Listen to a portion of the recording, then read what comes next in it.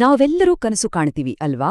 ಆದ್ರೆ ಒಂದು ಕ್ಷಣ ಯೋಚನೆ ಮಾಡಿ, ನಾವು ಎಚ್ಚರವಾಗಿದ್ದೀವಿ, ಇದು ನಮ್ಮ ನಿಜವಾದ ಜೀವನ ಅಂತ ಅನ್ಕೋತೀವಲ್ಲ, ಇದೇ ಒಂದು ದೊಡ್ಡ ಕನಸಾಗಿದ್ರೆ? ಅಬ್ಬಾ, ಈ ಒಂದು ಯೋಚನೆನೇ ನಮ್ಮ ರಿಯಾಲಿಟಿ ಬಗ್ಗೆ ನಮಗಿರೋ ನಂಬಿಕೆಗಳನ್ನೆಲ್ಲ ಅಲ್ಲಾಡ್ಸ್ಬಿಡುತ್ತೆ. ಬನ್ನಿ, ಈ ಒಂದು ಅದ್ಭುತವಾದ ತತ್ವಶಾಸ್ತ್ರದ ಆಳಕ್ಕೆ ಇಳಿದು ನೋಡೋಣ. ನೋಡೋಕೆ ಇದು ಸಿಂಪಲ್ ಪ್ರಶ್ನೆ ಅಂತ ಅನಿಸ್ಬೋದು. ಆದ್ರೆ ಈ ಒಂದೇ ಒಂದು ಪ್ರಶ್ನೆ ನಮ್ಮನ್ನ ಫಿಲಾಸಫಿಯ ಅತೀ ಗಹನವಾದ ವಿಚಾರಗಳಿಗೆ ಕರ್ಕೊಂಡು ಹೋಗುತ್ತೆ. ನಮ್ಮ ರಿಯಾಲಿಟಿಯ ಅಡಿಪಾಯವನ್ನೇ ಅಲ್ಲಾಡಿಸೋ ಈ ಪ್ರಶ್ನೆಗೆ ಉತ್ತರ ಹುಡುಕ್ತಾ ನಮ್ಮ ಪ್ರಜ್ಞೆಯ ಆಳಕ್ಕೆ ಇಳಿಯೋಣ ಬನ್ನಿ. ಹಾಗಿದ್ರೆ ಈ ದೊಡ್ಡ ಪ್ರಶ್ನೆಗೆ ಉತ್ತರ ಎಲ್ಲಿದೆ? ಅದನ್ನ ನಾವು 20ನೇ ಶತಮಾನದ ಒಬ್ಬ ಮಹಾನ್ ಯೋಗಿ, ತತ್ವಜ್ಞಾನಿ ಸ್ವಾಮಿ ಶಿವಾನಂದರ ಬೋಧನೆಗಳಲ್ಲಿ ಹುಡುಕೋಣ. ಅವರು ವೇದಾಂತದ ದೃಷ್ಟಿಕೋನದಿಂದ ನಮ್ಮ ಪ್ರಜ್ಞೆಯ 3 ಸ್ಥಿತಿಗಳನ್ನ ವಿಶ್ಲೇಷಣೆ ಮಾಡಿ ಒಂದು ಬೆರಗು ಹುಟ್ಟಿಸೋ ಉತ್ತರ ಕೊಡ್ತಾರೆ. ಸರಿ, ಮೊದಲು ನಾವು ಎಲ್ಲರೂ ದಿನ ಅನುಭವಿಸೋ ಜಗತ್ತಿನಿಂದ ಶುರು ಮಾಡೋಣ. ಅಂದ್ರೆ ಈ ಎಚ್ಚರದ ಸ್ಥಿತಿ. ಇದನ್ನೇ ಅಲ್ವಾ ನಾವು ನಿಜವಾದ ರಿಯಾಲಿಟಿ ಅಂತ ಅನ್ಕೊಂಡಿರೋದು? ವೇದಾಂತದಲ್ಲಿ ಈ ಎಚ್ಚರದ ಸ್ಥಿತಿಗೆ ಜಾಗೃತ್ ಅಂತ ಕರೀತಾರೆ. ಅಂದ್ರೆ ಏನು? ನಮ್ಮ ಕಣ್ಣು, ಕಿವಿ, ಮೂಗು, ನಾಲಿಗೆ, ಚರ್ಮ ಈ 5 ಇಂದ್ರಿಯಗಳ ಮೂಲಕ ನಾವು ಹೊರಗಿನ ಜಗತ್ತನ್ನ ಅರ್ಥ ಮಾಡ್ಕೊಳ್ಳೋ ಸ್ಟೇಟ್. ಸದ್ಯಕ್ಕೆ ನಾವೆಲ್ಲರೂ ಇದೇ ಜಾಗೃತ್ ಸ್ಥಿತಿಯಲ್ಲೇ ಇದ್ದೀವಿ, ಮತ್ತೆ ಇದೇ ನಿಜವಾದ ರಿಯಾಲಿಟಿ ಅಂತಾನೂ ನಂಬಿದ್ದೀವಿ. ಈ ಎಚ್ಚರದ ಸ್ಥಿತಿಯಲ್ಲಿ ನಮ್ಮನ್ನ ನಾವು ಏನಂತ ಗುರ್ತಿಸ್ಕೋತೀವಿ? ಅದಕ್ಕೆ ವಿಶ್ವ ಅಂತಾರೆ. ಈ ವಿಶ್ವ ಅಂದ್ರೆ ನಮ್ಮ ದೇಹದ ಜೊತೆ ತನ್ನನ್ನ ಸಂಪೂರ್ಣವಾಗಿ ಐಡೆಂಟಿಫೈ ಮಾಡಿಕೊಂಡು ಹೊರಗಿನ ಜಗತ್ತನ್ನ ಅನುಭವಿಸೋ ವ್ಯಕ್ತಿ. ಸಿಂಪಲ್ ಆಗಿ ಹೇಳೋದಾದ್ರೆ ಇದು ನಮ್ಮ ದಿನನಿತ್ಯದ ನಾನು. ಓಕೆ, ಈಗ ಈ ಹೊರಗಿನ ಪ್ರಪಂಚದಿಂದ ಒಳಗಡೆಗೆ ಹೋಗೋಣ, ನಮ್ಮ ಮನಸ್ಸಿನ ಆಂತರಿಕ ಜಗತ್ತಿಗೆ, ಅಂದ್ರೆ ಕನಸುಗಳು ಹುಟ್ಟೋ ಜಾಗಕ್ಕೆ. ಈ ಸ್ಥಿತಿಗೆ ಸ್ವಪ್ನ ಅಂತ ಹೆಸರು. ಇಲ್ಲಿ ಏನಾಗುತ್ತೆ ಅಂದ್ರೆ ನಮ್ಮ ಇಂದ್ರಿಯಗಳೆಲ್ಲ ರೆಸ್ಟ್ ತಗೋತಿರ್ತಾವೆ, ಆದ್ರೆ ಮನಸ್ಸು ಮಾತ್ರ ಫುಲ್ ಆಕ್ಟಿವ್ ಆಗಿರುತ್ತೆ. ಇಲ್ಲೊಂದು ಸಖತ್ ಇಂಟ್ರೆಸ್ಟಿಂಗ್ ವಿಷಯ ಇದೆ. ಕನಸಲ್ಲಿ ನೋಡೋ ವ್ಯಕ್ತಿನೂ ಮನಸ್ಸೇ, ಕಾಣಿಸೋ ವಸ್ತುನೂ ಮನಸ್ಸೇ. ಇಡೀ ಕನಸಿನ ಪ್ರಪಂಚವೇ ಮನಸ್ಸಿನ ಒಂದು ಸೃಷ್ಟಿಯಷ್ಟೇ. ಹಾಗಾದ್ರೆ ಈ ಕನಸುಗಳೆಲ್ಲ ಎಲ್ಲಿಂದ ಬರುತ್ತೆ? ವೇದಾಂತ ಹೇಳುತ್ತೆ ಅವು ಸಂಸ್ಕಾರಗಳಿಂದ ಹುಟ್ಟುತ್ತವೆ ಅಂತ. ಏನಿದು ಸಂಸ್ಕಾರ ಅಂದ್ರೆ? ನಾವು ಎಚ್ಚರವಾಗಿದ್ದಾಗ ಏನೆಲ್ಲ ನೋಡ್ತೀವಿ, ಅನುಭವಿಸ್ತೀವೋ ಅದೆಲ್ಲ ನಮ್ಮ ಮನಸ್ಸಿನ ಮೇಲೆ ಬೀಳೋ ಆಳವಾದ ಇಂಪ್ರೆಷನ್ಸ್.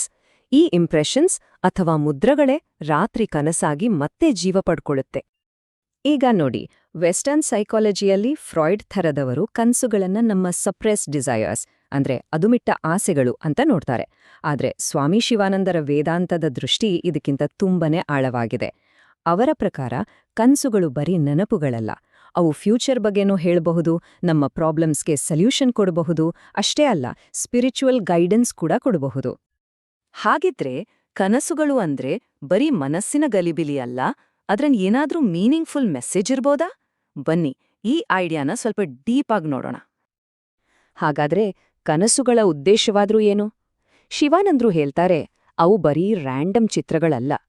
ಒಂದು ಕನಸು ಭವಿಷ್ಯದ ಬಗ್ಗೆ ಹಿಂಟ್ ಕೊಡಬಹುದು, ಇನ್ನೊಂದು ನಮ್ಮ ಲೈಫ್ನ ದೊಡ್ಡ ಪ್ರಾಬ್ಲಮ್ಗೆ ಸೊಲ್ಯೂಷನ್ ತರಬಹುದು.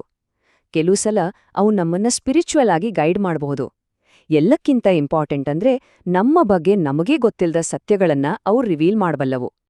ಸ್ವಾಮಿ ಶಿವಾನಂದರು ಒಂದು ಮಾತು ಹೇಳ್ತಾರೆ, ತನ್ನ ಕನಸುಗಳನ್ನ ಸ್ಟಡಿ ಮಾಡದೇ ಇರೋರು ತಮ್ಮನ್ನ ತಾವು ನಿಜವಾಗಿ ಯಾವತ್ತೂ ಅರ್ಥ ಮಾಡ್ಕೊಂಡಿಲ್ಲ ಅಂತ.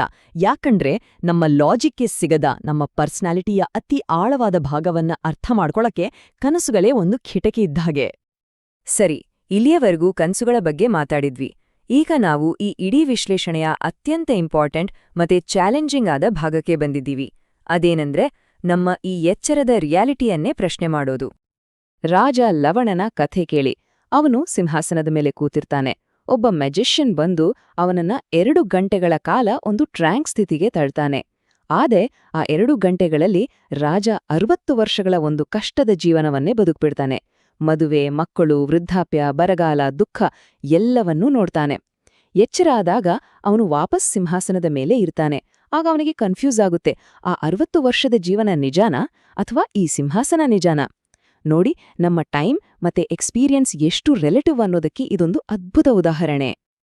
ಇದೇ ಥರ ರಾಜ ಜನಕ ಕೂಡ ತಾನು ಭಿಕ್ಷುಕನಾಗಿದ್ದೀನಿ ಅಂತ ಕನಸ್ಕಂಡು ಎಚ್ಚರ ಆದ್ಮೇಲೆ ಕೇಳ್ತಾನೆ, ಯಾವುದು ನಿಜ, ಈಗ ನಾನು ರಾಜ ಆಗಿರೋದಾ ಅಥವಾ ಆಗ ಭಿಕ್ಷುಕನಾಗಿದ್ದ ಅನುಭವನ?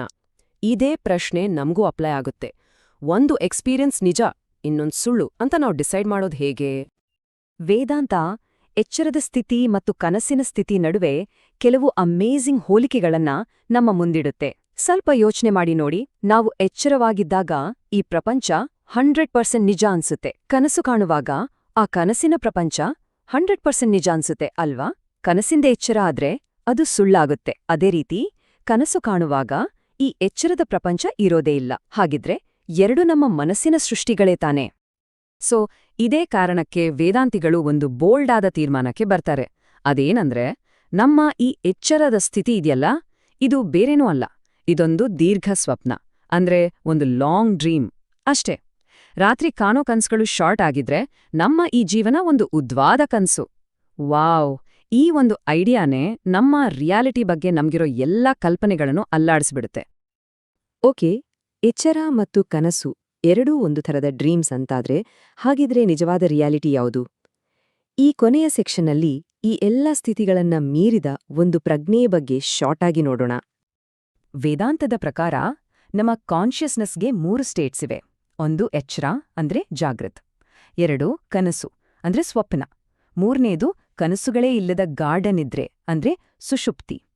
ಆದ್ರೆ ಒಂದ್ ವಿಷಯ ಗಮನಿಸಿ, ಇವು 3ರಲ್ಲಿ ಯಾವುದು ಪರ್ಮನೆಂಟ್ ಅಲ್ಲ, ಅವು ಬರ್ತವೆ ಹೋಗ್ತವೆ. ಸೊ ಚೇಂಜ್ ಆಗ್ತಾ ಇರೋ ಇವು ಅಲ್ಟಿಮೇಟ್ ರಿಯಾಲಿಟಿ ಆಗೋಕೆ ಸಾಧ್ಯನೇ ಇಲ್ಲ.